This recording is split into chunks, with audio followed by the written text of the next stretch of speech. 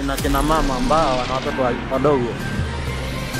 Vile nilikuwa nimepanga mimi kwangu, nilisema pengine mimi hapa sikuja kitambo. Ni account kama ni serikali ya kitaifa. Sisi ni wazazi na sasa watoto pia wengine wafukuza shuleni kwamba hawajapata msaada ambao hao wanapaswa waupate kwa saino. Yo, what's up my good people? This is Rama the Great. Na siku ya jana tulitembea katika ile eneo la Mwanamwinga, wadi ya Mwanamwinga, eneo bunge la Kaloleni. Na tulitembea katika vijiji kadhaa ikiwemo kijiji cha Kinango, kijiji cha Mnazi Mwenga, na pia tukiangalia vile wanavyoendelea wananchi wa kule. Naam, tulipitia baadhi ya vile vijiji, tulipata bado wanatumia yale mabawa. Kwa moyo tutembelee baadhi ya zile mabawa, ikiwemo bawa la Mtara wa Dzaa, kuna bawa la Jilo, kuna bawa la Kayamambo, kuna bawa la Kumwangari. La kusikitisha kabisa, karibu yale mabawa 6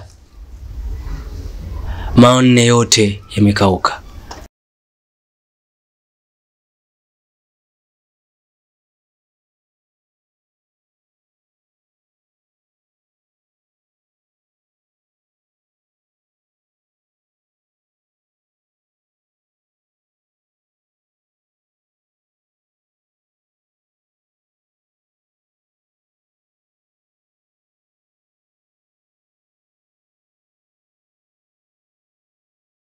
Sasa mwisho wa siku wale wanakijiji wanalia kuwa wakisema sisi kwa sasa hii tunapitia hali ngumu. Ukiangalia pia ardhi ya kule ni kame kabisa. Ni mkazi wa Mnazi Mwenga, sehemu moja iliyoko Mwanamwinga, maeneo ya Kaloleni. Pia hili Mtara iishe maji, tuko na takriban miezi 3 kwa sasa. Kwa kweli maji tunatoa sehemu ya takriban kilomita 30.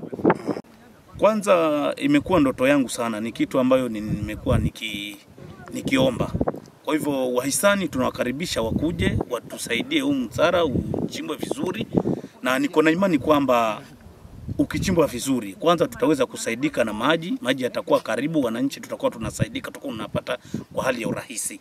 Hiyo ni ya kwanza. Pili, imekuwa pia ndoto hata ya wanakijiji ya kwamba ingekuwa siku moja huu Mtara ungechimbwa vizuri na tukapata maji mengi, labda pengine tungeanza biashara ama kilimo biashara, ambapo tungekuwa tunanyunyizia maji mimea na mboga na vitu vidogo kama hivyo. Kwa hivyo tuna imani kabisa ya kwamba msaada utakapofika kwetu, Mtara utakapochimba jinsi vile inavyostahili, tuko na imani kwamba hata kiwango cha umaskini kitakwenda kupungua katika kijiji hichi. Hasa wanachokililia hao ni kuwa kama kunatokea well wishers ama sauti zao zingeweza kusikikika kwa viongozi katika serikali waweze kusaidiwa. Hao tu chao wanaomba kuwa wale mabawa yao yaweze kupanuliwa ili mwisho wa siku, ili mvua ikinyesha, sababu wanasema kuna mvua ya vuli inayokuja.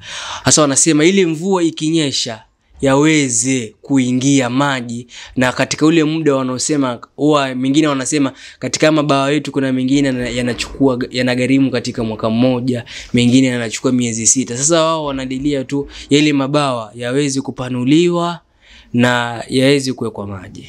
Naam, this is sauti ya Mkenya. Msikose kusubscribe, kushare, kucomment katika mitandao yetu ya YouTube.